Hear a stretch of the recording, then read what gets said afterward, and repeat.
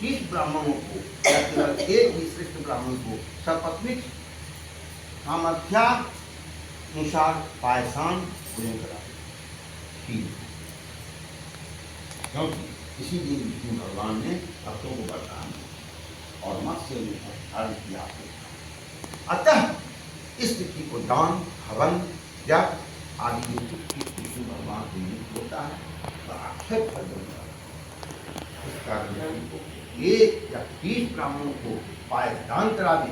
अतः देवताओं के देवता विष्णु भगवान को तथा देवताओं को अलग अलग प्रसन्न करने के लिए अतो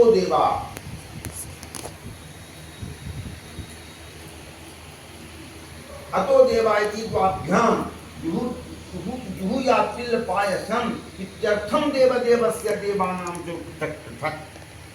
इन दोनों वैदिक मंत्रों से तिल और पायसान का हवन करें। उन ब्राह्मणों को अपनी सामर्थ्य के अनुसार दक्षिणा प्रणाम करें।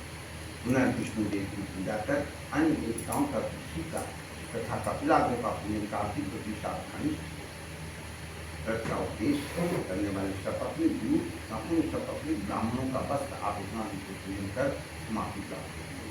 प्रार्थना का मंत्र है, आप सब देवता लोगों की अनुकंपा से मुझे विष्णु भगवान का सर्वदा प्रसन्न रहे।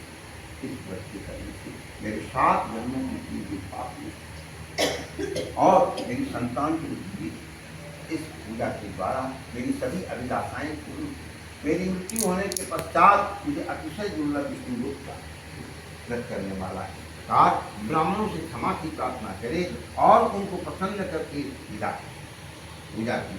उन संपूर्ण वस्तुओं को गौ के साथ दूध को देते। इसके पश्चात बंधुओं और मित्रों के साथ स्वयं भी भोजन करें। जब ब्राह्मण को विदा कर दीजिएगा तब अपने परिवार के साथ भोजन आप कीजिए।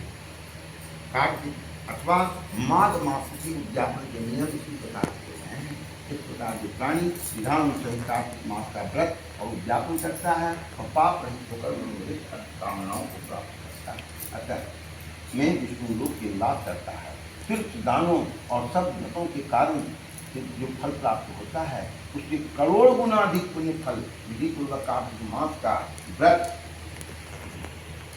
करने को मिलता है। ये प्राणी धन्य है, ये पूजनीय है और उन्हीं का इस संसार में जन्म लिया। उन्होंने विष्णु भगवान की भक्ति में तल्लीन होते हुए कार्तिक मास का व्रत करता है।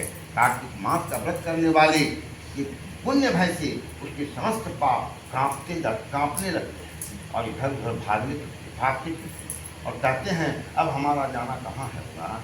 इस कार्तिक मास के व्रत के विधान को जो भक्ति पूर्वक सुनता है या वैष्णवों के सम्मुख सुनाता है, उन दोनों के व्रत द्वारा इस व्रत को प्राप्त करने वाला पाप नाशक फल को प्राप्त करने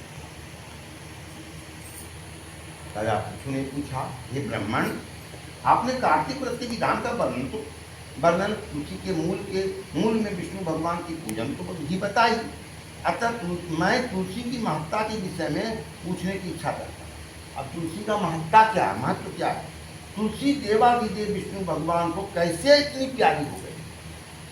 हे नारायण, यह कैसे और कहाँ उत्पन्न हुई? आप सर्वज्ञ हैं, कृपा करके कथा सकते हैं। नारद जी ने कहा, हे राजन, आप सावधान होकर तुलसी जी की महत्ता का जन्म का प्राचीन इतिहास करता हूँ। प्राचीन काल में सब देवगणों तथा रंभादिक अप्सराओं के श्रीमती इंद्र जी शंकर भगवान के दर्शन निमित्त कैलाश पर्वत में गए। वहाँ कैलाश पर पहुँचते ही सम्मुख भयानक दांत और मुख वाली भीम करता पुरुष को देखा। इंद्र ने उनसे पूछा, आप कौन हैं?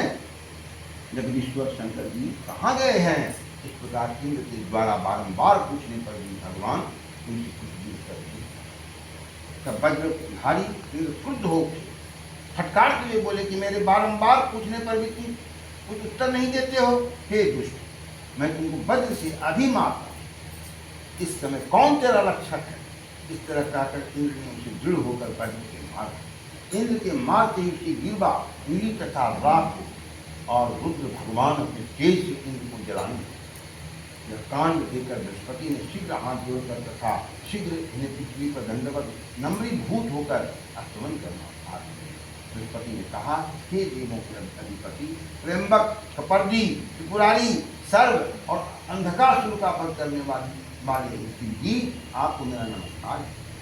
अविश्य रहने वाले, अनेक आकृति धारण करने वाले, अनेक आकृति धारण करने वाले शंभु, यज्ञ विध्वंसक, यज्ञ फलदाता, कालांतक काले सर्प को धारण करने वाले, ब्रह्मा से शिरोच्छेदन करने वाले, ब्राह्मण की हिताजी जी, आप नमस्कार है।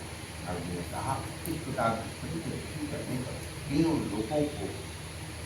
लोगों को भस्म करने के सत्य अपने नेत्र की दी अग्नि को संभालते हुए बृहस्पति से बोले, हे देवगुरु, आपके स्मरण से मैं अति प्रसन्न हूँ। अपनी इच्छा अनुसार वर मांगे और आज से इंद्र को जीव दिलाने के कारण आप जीव नाम से संसार में विख्यात होंगे। बृहस्पति ने कहा, हे देव, यदि आप प्रसन्न हैं तो शरणागत इंद्र की रक्षा कीजिए और अपने नेत्र द्वारा उत्पन्न अग्नि को शांत कीजिए। शंकर ने कहा, नेत्र द्वारा फिर भीतर अग्नि कैसे जाए, इसको कहीं दूर फेंक किसी इंद्र को कष्ट न दे। नारद जी ने कहा, सागर शंकर जी ने उसे चित्राग्नि को हाथ में लेकर खाली समुद्र में फेंक दिया और वह आग गंगा सागर के संगम में गिर गई। उक्त संख्या स्थान को भी अग्नि बालक रूप में परिणित बालक, उस बालक के वजन से संपूर्ण पृथ्वी बारंबार कांपने लगी। देव लोग आदि सभी लोग तथा सब लोगों को निवासी सभी लोग, बधिर माने बहरा, इस शब्द को सुनकर चकित होकर ब्रह्मा जी गए, यह क्या है? वहां जाकर ब्रह्मा ने समुद्र के तट पर एक बालक देखा तो ब्रह्मा जी ने यह वाक्य कहा, यह अद्भुत बालक किसका है? ब्रह्मा को आया हुआ देखकर तथा उनकी वाणी सुनकर समुद्र ने हाथ जोड़कर नतमस्तक हो प्रणाम कर उस बच्चे को ब्रह्मा जी के अंत में रख और कहने लगा, हे ब्राह्मण, लड़का गंगा सागर के संगम में उत्पन्न हुआ मेरा बालक है। हे जग के जन्मदाता, इस लड़के का जात कर्मादि संस्कार आप ही कीजिए। नारद जी ने कहा, समुद्र इस प्रकार कह ही रहा था कि समुद्र का बेटा ब्रह्मा जी की गाड़ी पकड़कर बारम्बार जोड़ने लगा। उस कारण ब्रह्मा जी के नेत्रों से आंसू भरा। इसी प्रकार ब्रह्मा जी ने अपनी गाड़ी छुड़ाकर समुद्र से कहा, इसने मेरे नेत्र में आंसू बाहर निकाल दिया है, अतएव आप इसका नाम जालंधर रखिए। आप सुने हैं ना,